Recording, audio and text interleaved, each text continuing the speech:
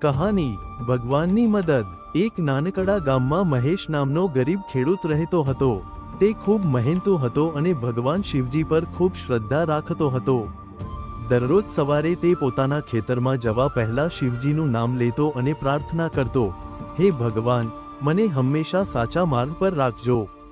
એક વર્ષ ગામમાં ભારે દુષ્કાળ પડ્યો। વરસાદ જ પડતો નહોતો। ખેતરો સૂકા પડી ગયા। મહેશ ખૂબ ચિંતામાં પડી ગયો, કારણ કે આખું વર્ષનો પાક બગડવાનો હતો। ગામના ઘણા લોકો આશા છોડી બેઠા, પરંતુ મહેશે ભગવાન પરનો વિશ્વાસ ક્યારેય છોડ્યો નહીં।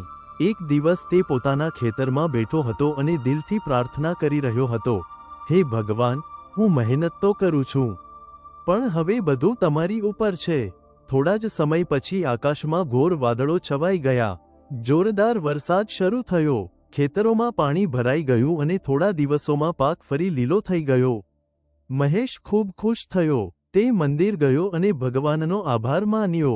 તે સમજ્યો કે ભગવાન હંમેશા પોતાના ભક્તોની મદદ કરે છે, પણ પહેલા ભક્તે વિશ્વાસ અને મહેનત રાખવી પડે। કહાનીમાંથી શીખ મિત્રો, જો ભગવાન પર સાચો વિશ્વાસ હોય અને આપણે મહેનત કરતા રહીએ, તો ભગવાન જરૂર યોગ્ય સમયે મદદ કરે છે। જો તમને આ સ્ટોરી ગમી હોય તો વિડીયોને લાઇક કરો, શેર કરો, કોમેન્ટ કરો અને ચેનલ મારા વિચારો મારી દુનિયા ને સબસ્ક્રાઇબ કરવાનું ભૂલશો નહીં।